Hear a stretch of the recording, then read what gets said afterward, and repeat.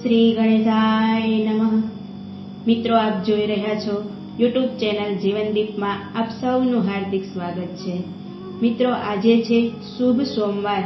આજના દિવસે આપણે આ વિડીયોમાં સાંભળીશું સોમવારની વ્રત કથા, જેને સાંભળવા માત્રથી સર્વ પાપો નષ્ટ થાય છે, ભગવાન શંકર પાર્વતીની કૃપા પ્રાપ્ત થાય છે।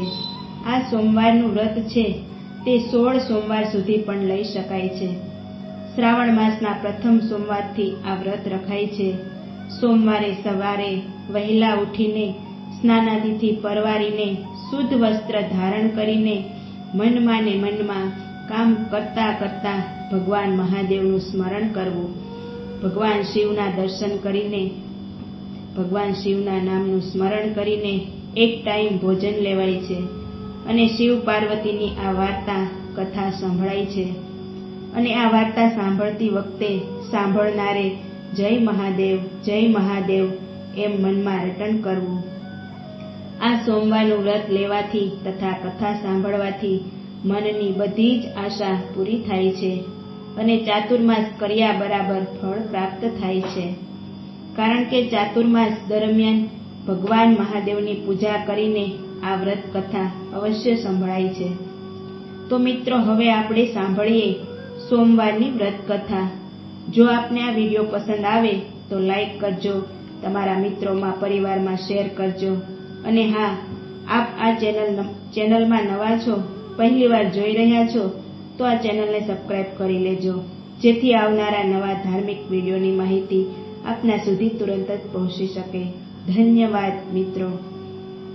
કરચરણ કૃતમ વા કાયજમ કર્મજમ વા શ્રવણનયનજમ વા માનસમ વા પરાધમ વિહિતમ વા સર્વમે તત્ક્ષમસ્વ। જય જય કરુણાબ્ધે શ્રી મહાદેવ શંભો।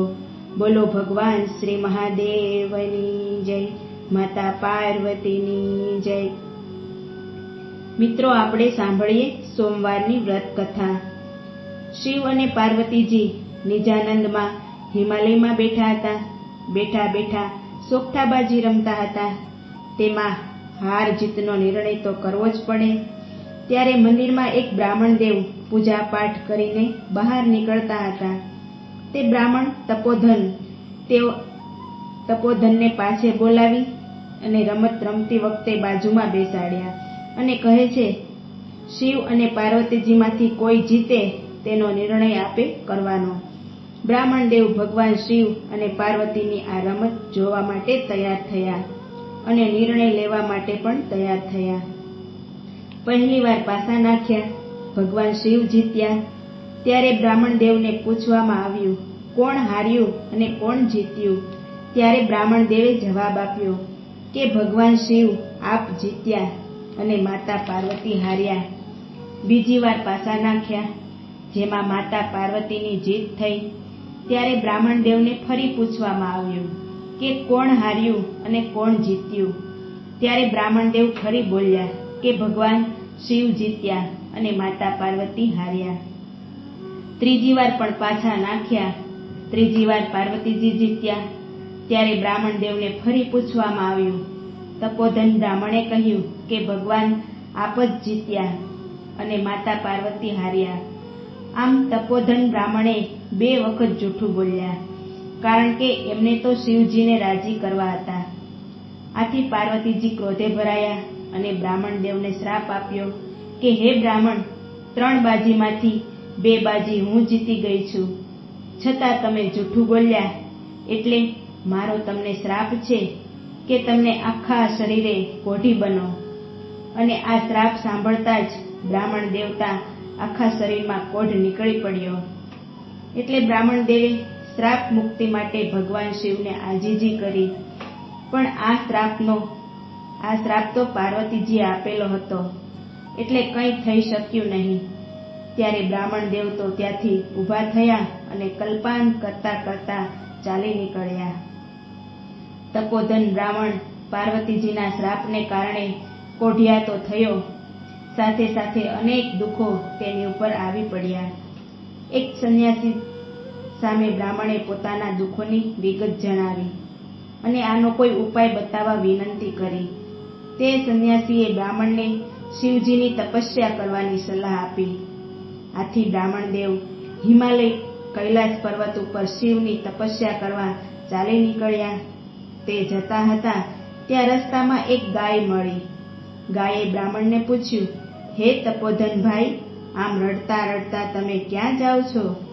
આથી બ્રાહ્મણ દેવે જીવનમાં જે દુઃખ આવી પડ્યું હતું તે સર્વ માંડીને બધી વાત ગાય માતાને કહી. આ સાંભળીને ગાય બોલી, હે ભાઈ, હું પણ ઘણી દુઃખી છું. મારા આંચળ દૂધથી ફાટ ફાટ થાય છે. મને કોઈ દોહતું નથી અને મારા વાછરડા પણ મને ધાવતા નથી. માટે મારા પાપનું નિવારણ પણ ભગવાન શિવને પૂછતા આવજો ને. સારું કહીને બ્રાહ્મણ દેવ તો આગળ ચાલ્યા. થોડેક દૂર જતા એક ઘોડો મળ્યો. ત્યારે આ બ્રાહ્મણે ઘોડાને પણ બધી માંડીને વાત કહી. એટલે ઘોડો બોલ્યો, અરે ભાઈ, હું આટલો બધો તંદુરસ્ત અને અલમસ્ત છું, છતાં કોઈ મારી ઉપર સવારી જ નથી કરતું. તું મારા પાપનું નિવારણ પૂછતો આવજે ને. ભલે કહીને બ્રાહ્મણ આગળ વધ્યા. થોડેક દૂર ગયા ત્યાં રસ્તામાં એક ઘટાદાર આંબો મળ્યો. આંબા ઉપર કેરીના અનેક ઝુમખાઓ બાજેલા હતા. બ્રાહ્મણ દેવતા વિસામો ખાવા માટે આંબાના ઝાડ નીચે બેઠા. આંબાના ઝાડે પણ બ્રાહ્મણ દેવને એ જ સવાલ પૂછ્યો અને ત્યારે બ્રાહ્મણ દેવે પણ તેમને બધી વ્યથા કહી સંભળાવી. ત્યારે આંબાએ કહ્યું, હે ભાઈ, મારા ઝાડ પર આવી સરસ મજાની કેરીઓ લાગે છે, પરંતુ કોઈ પણ મનુષ્ય મારી આ કેરીને તોડતું નથી, ખાતું નથી. મારા પાપનું નિવારણ પણ તમે શિવજીને પૂછતા આવજો ને. સારું કહીને ત્યાંથી બ્રાહ્મણ દેવતા આગળ વધ્યા. રસ્તામાં એક તળાવ આવ્યું. આ તળાવમાં એક મગર રહે.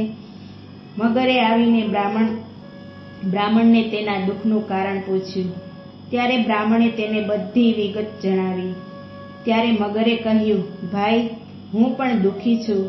તળાવમાં રહું છું, છતાં મારા આખા શરીરમાં અસહ્ય બળતરા થાય છે. તમે મારા પાપનું પણ નિવારણ પૂછતા આવજો ને. ભલે કહીને બ્રાહ્મણ દેવ આગળ વધ્યા. હિમાલયની ગિરિમાળામાં કૈલાસ પર્વત ઉપર જઈને ભગવાન શિવને રીઝવવા આકરી તપસ્યા કરવા લાગ્યા. આ તપોધન બ્રાહ્મણના તપથી ભગવાન મહાદેવ પ્રસન્ન થયા અને પૂછ્યું કે બોલો બ્રાહ્મણ દેવ, તમે કઈ મનોકામનાથી અહીં તપ કરી રહ્યા છો? ત્યારે બ્રાહ્મણ દેવ કરગરવા લાગ્યા અને ભગવાન શિવને કહ્યું, હે પ્રભુ, મને માતા પાર્વતીના શ્રાપથી મુક્ત કરો અને મારા શરીર પરના કોઢને મટાડો. ત્યારે ભગવાન મહાદેવ કહે છે, હે બ્રાહ્મણ, આને માટે એક જ રસ્તો છે અને તે છે તમે 16 સોમવારનું વ્રત કરો અને આ કોઢ તેનાથી જ મટી જશે. ત્યારે બ્રાહ્મણ દેવ ભગવાન શિવને કહે છે કે હે પ્રભુ, આ વ્રત કેવી રીતે કરવું તે મને કહો. ત્યારે ભગવાન શિવ કહે છે, સાંભળો બ્રાહ્મણ દેવ, આ 16 સોમવારનું વ્રત ગમે તે સોમવારથી શરૂ કરી શકાય છે, પરંતુ શ્રાવણ માસનો પ્રથમ સોમવાર આવે ત્યારે શરૂઆત થાય તો ઉત્તમ છે. દર સોમવારે સવારે વહેલા ઉઠીને સ્નાનાદિથી પરવારીને સ્વસ્થ વસ્ત્ર ધારણ કરવા, 4 દોરાને ભેગા કરીને થોડા થોડા અંતરે 4 ગાંઠ વાળવી. ત્યાર પછી એ દોરો ગળામાં પહેરવો. મહાદેવજીના દર્શન કરવા જવા. દર સોમવારે એકટાણું કરવું. આમ શ્રાવણ માસ, ભાદરવો માસ, આસો માસ, કારતક માસનો છેલ્લો સોમવાર આવે તે 16મો સોમવાર થાય ત્યાં સુધી દરેક સોમવારે નિયમિતપૂર્વક આ વ્રત કરવું. 16મા સોમવારે સવારે સવાશેર ઘઉંનો લોટ, સવાશેર ઘી અને સવાશેર ગોળ લઈને તેના લાડવા બનાવવા. લાડુના 4 ભાગ પાડવા. આ 4 ભાગમાંથી 1 ભાગનો લાડુ મહાદેવજીના મંદિરમાં પૂજારીને, બીજો ભાગ રમતા બાળકોને, ત્રીજો ભાગ ગાયને, ગોવાળને અને ચોથો ભાગ લાડુ ભાંગીને 1 ભાગ વ્રત કરનારે લેવાનો. આમ કરતાં પણ જો લાડુ વધે તો તેને જમીનમાં કીડિયારું પૂરવું. આ રીતે વ્રતનું ઉજવણું કરવું. આ વ્રત જો સાચા હૃદયથી શ્રદ્ધા ભક્તિથી કરીશ તો જરૂર આ વ્રત ફળશે અને હે બ્રાહ્મણ તારો કોઢ મટશે, તારું દુઃખ દૂર થશે. ત્યારે તપોધન બ્રાહ્મણ તો ભગવાન શિવના પગે પડ્યો. પછી તેણે ગાયના પાપનું નિવારણની વાત કરી. ત્યારે ભગવાન શિવે કહ્યું કે એ ગાય આગલા ભવમાં એક સ્ત્રી હતી. એ સ્ત્રી ભારે ક્રોધી હતી અને ધાવતા બાળકોને પણ છૂટા પાડતી. આ પાપનું ફળ તે અત્યારે ભોગવી રહી છે. તેથી તેનું દૂધ કોઈ પીતું નથી. તું એના આંચળમાંથી દૂધ દોહીને મારો અર્થાત શિવલિંગનો અભિષેક કરજે. ત્યારે એના પાપનું નિવારણ થશે અને તેનું દૂધ સૌ પીશે. પછી બ્રાહ્મણ દેવે ઘોડાના દુઃખનું નિવારણ પૂછ્યું. ત્યારે ભગવાન મહાદેવ બોલ્યા, આ ઘોડો પણ આગળના જન્મમાં એક વાણિયો વેપારી હતો. તે લોકોને છેતરતો, ધીરધારનો ધંધો કરતો. તેથી તેની આ દશા થઈ છે. તું એની ઉપર સવારી કરજે એટલે એની બધી તકલીફો દૂર થશે. પછી બ્રાહ્મણે આંબાની તકલીફ પૂછી. ત્યારે મહાદેવજીએ કહ્યું, ગયા જન્મમાં એ ખૂબ જ લોભિયો હતો. તે ખૂબ જ લોભ કરતો અને કોઈ જાતનું દાન પુણ્ય પણ કરતો નહીં. એ આંબાની નીચે ધનના ચરવો દાટેલા છે. તું એ ધન સત્કાર્યમાં વાપરજે, તેથી એના પાપનું નિવારણ થશે. પછી બ્રાહ્મણે મગરની તકલીફ ભગવાન શિવને પૂછી. ત્યારે ભગવાન શિવ બોલ્યા કે ગયા જન્મમાં મગર એક મોટો પંડિત હતો. તે કોઈને શાસ્ત્ર વિદ્યા શીખવાડતો નહીં. આથી એ મગર બનીને પીડા ભોગવે છે. જો તું મારા ઉપર ચઢેલું બીલીપત્ર તે મગરની આંખે અડાડીશ તો એના શરીરની બળતરા દૂર થશે. આ બધાયની બાબતો તપોવન બ્રાહ્મણે જાણી લીધી. પછી એણે ભગવાન મહાદેવને નમન કર્યા અને ભગવાનને ચઢાવેલું એક બીલીપત્ર લીધું અને તરત જ ચાલી નીકળ્યો. રસ્તામાં પ્રથમ તળાવ આવ્યું. તળાવના કિનારે જ મગર બ્રાહ્મણની રાહ જોતો બેઠો હતો. તપોધન બ્રાહ્મણે મગરની આંખે બીલીપત્ર અડાડ્યું કે તરત જ મગરના શરીરની જે બળતરા હતી તે મટી ગઈ. ત્યાંથી બ્રાહ્મણ દેવ આગળ વધ્યા. આંબાના ઝાડ નીચે ધનના ચરૂક કાઢ્યા અને તે સત્માર્ગે વાપરવાનો સંકલ્પ કર્યો, જેથી આંબા પરની કેરી અમૃત જેવી મીઠી થઈ ગઈ. પછી બ્રાહ્મણ દેવ આગળ વધ્યા. પેલો ઘોડો તેમની રાહ જોતો જ ઊભો હતો. બ્રાહ્મણે ઘોડા ઉપર સવારી કરી અને કહ્યું, ભાઈ, હવે તારા પાપનું નિવારણ થઈ ગયું છે અને તારી જે ઈચ્છા હશે તે પૂરી થશે. ઘોડાને પણ આનંદ થયો. આમ કહીને બ્રાહ્મણ દેવ આગળ ચાલ્યા. આગળ ગાય બ્રાહ્મણની રાહ જોતી બેઠી હતી. બ્રાહ્મણે ગાયને શિવજીની વાત કરી અને પછી ગાયને દોહીને તેના દૂધથી શિવલિંગ પર અભિષેક કર્યો. ગાયનું બધું દુઃખ દૂર થઈ ગયું. વાછરડા આવીને ગાયને ધાવવા લાગ્યા. ત્યાંથી બ્રાહ્મણ દેવ આગળ વધ્યા. શ્રાવણ માસ આવ્યો. શ્રાવણ માસનો પહેલો સોમવાર આવ્યો એટલે બ્રાહ્મણે 16 સોમવારનું વ્રત આદર્યું. મહાદેવજીની આજ્ઞા પ્રમાણે કારતક મહિનાના છેલ્લા સોમવારે ઉજવણું કર્યું. બ્રાહ્મણ દેવના શરીરનો કોઢ મટી ગયો અને બ્રાહ્મણનું શરીર કંચન જેવું થઈ ગયું. ભગવાનની કૃપા વરસી બ્રાહ્મણ દેવને પાર્વતીજીના શ્રાપમાંથી મુક્તિ મળી. બ્રાહ્મણ દેવ પોતાના ગામમાં પાદરે આવ્યા. ત્યારે ગામના પાદરમાં એક બાજુ મોટો મંડપ બાંધેલો હતો, જ્યાં રાજા કુંવરીનો સ્વયંવર યોજાયો હતો. એમાં દેશ પરદેશથી આવેલા રાજાઓ અને રાજકુમારો બેઠા હતા. બ્રાહ્મણ તો મંડપની પાસે ઊભા જોતો હતો. શણગારેલી હાથીણીની સૂંઢમાં સોનાનો કળશ અને વરમાળા સાથે આખા મંડપમાં બધા રાજાઓ અને રાજકુમારો પાસે ફરતી તે બ્રાહ્મણ દેવ પાસે આવીને ઊભી રહી અને બ્રાહ્મણ ઉપર સોનાનો કળશ ઢોળ્યો અને વરમાળા પહેરાવી. આથી રાજાને પોતાની કુંવરીના લગ્ન આ તપોધન બ્રાહ્મણ સાથે ખૂબ ધામધૂમથી કર્યા. પહેરામણીમાં રાજાએ તો સોનું, રૂપું, હીરા, માણેક, મોતી, દાગીના, રેશમી વસ્ત્રો, હાથી અને ઘોડા આપ્યા. બ્રાહ્મણ તો રાજકુંવરીને પત્ની બનાવીને પોતાના ઘરે લાવ્યો. આ બધું મહાદેવજીની અસીમ કૃપાનું ફળ હતું. એવામાં રાજા મરણ પામ્યા. પછી આ બ્રાહ્મણ દેવ રાજા બન્યા અને તેની પત્ની રાણી બની. એવામાં સોમવાર આવ્યો. સોમવારનું વ્રત આદર્યું. 16 સોમવાર પૂર્ણ થયા એટલે બ્રાહ્મણે 16 સોમવારનું ઉજવણું કર્યું. ત્યારે રાણીએ ઘઉંના લોટના લાડુને બદલે રાજાને ખુશ કરવા 32 જાતના પકવાન બનાવ્યા અને બધી ઘણી વાનગીઓ બનાવી. આથી રાજા કોપાયમાન થયા, કારણ કે આ વ્રતના ઉજવણામાં બીજું તો કંઈ ખવાય નહીં. એટલે રાજા શિવજીને પ્રાર્થના કરે અને ભૂખ્યા પેટે સૂઈ ગયા. એ જ રાતે મહાદેવજી રાજાના સ્વપ્નમાં આવ્યા અને કહ્યું, હે રાજા, તારી રાણીએ તારો વ્રતનો ભંગ પાડવાનો પ્રયત્ન કર્યો છે, માટે તું એને દેશવટો આપી દે.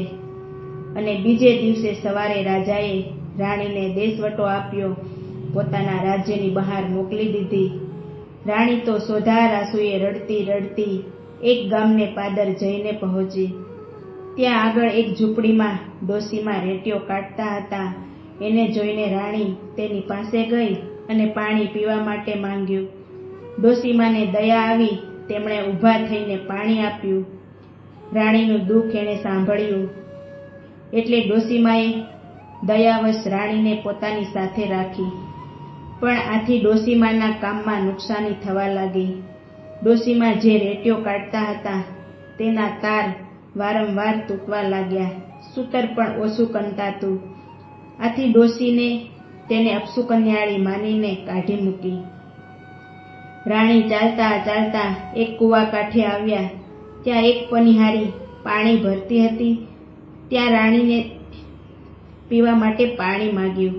તેથી પનિહારીએ કૂવામાં માટલું ઉતાર્યું તો પોતાનું માટલું દિવાલ સાથે અથડાતા ભાંગી ગયું.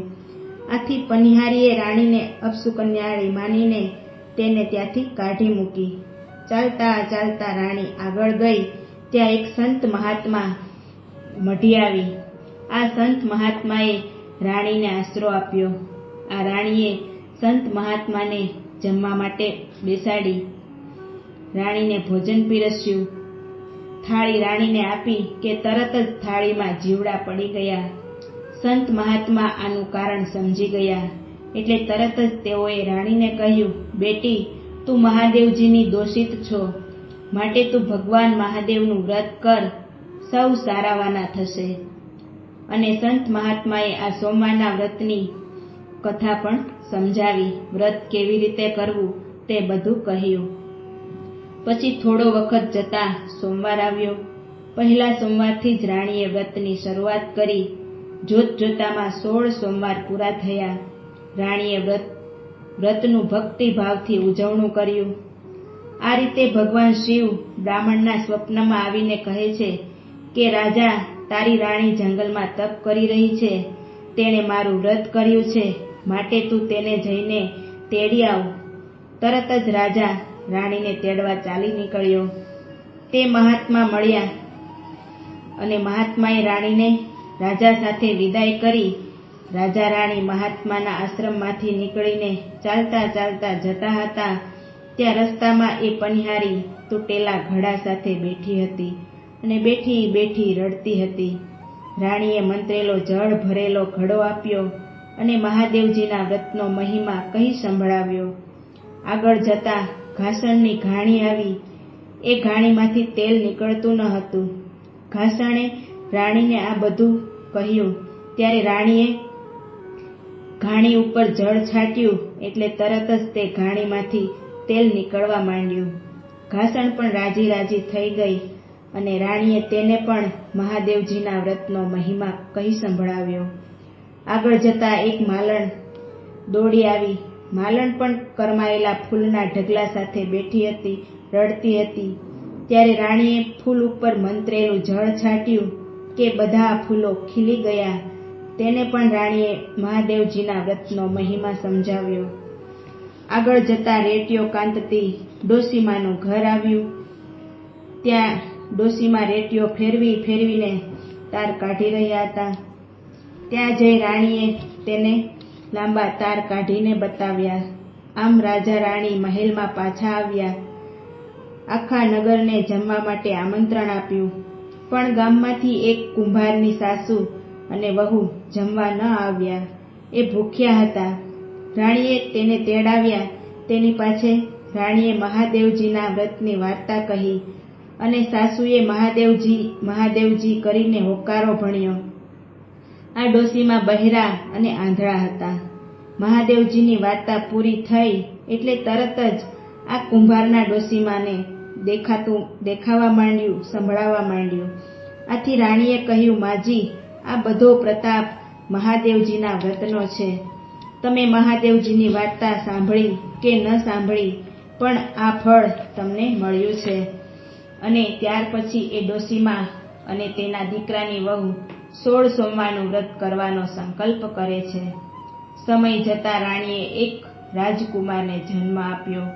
આ રાજકુમાર યુવાન થયો ત્યારે બ્રાહ્મણ, રાજા અને રાણી ઘરડા થયા. એટલે રાજા રાણીએ પોતાના કુંવરને રાજગાદીએ બેસાડ્યો. તેઓ મહાદેવજીની ભક્તિમાં બાકીનું જીવન વ્યતીત કરવા લાગ્યા. હે મહાદેવજી, તમે જેવા આ રાજા અને રાણીને ફળ્યા, તેવા આપનું પૂજન, આપનું વ્રત કરનારને ફળજો. આ કથા કહેનારને, કથા સાંભળનારને સૌને ફળજો. સૌ પર કૃપા દ્રષ્ટિ વરસાવજો. બોલો ભગવાન શિવ પાર્વતીની જય.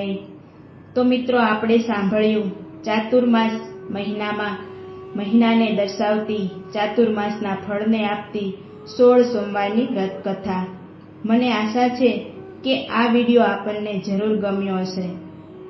ભગવાન ભોળાનાથ ભોળામાં ભોળા દેવ છે, મહાદેવ છે, દયાળુ દેવ છે. માટે ભગવાન મહાદેવનો જે ભક્તો વ્રત કરે છે, તપ કરે છે, જપ કરે છે, દાન પુણ્ય કરે છે, તેની ઉપર શિવ પાર્વતીની કૃપા સદૈવ રહે છે. શિવ પાર્વતીની કૃપા થાય તો જીવનમાં ધર્મ, અર્થ, કામ, મોક્ષની પ્રાપ્તિ થાય છે. એવા ભોળાનાથને આપણે સૌ પ્રાર્થના કરીએ. ત્વમેવ માતા ચ પિતા ત્વમેવ, ત્વમેવ બંધુ ચ સખા ત્વમેવ, ત્વમેવ વિદ્યા દ્રવિણં ત્વમેવ, ત્વમેવ સર્વ મમ દેવ દેવ.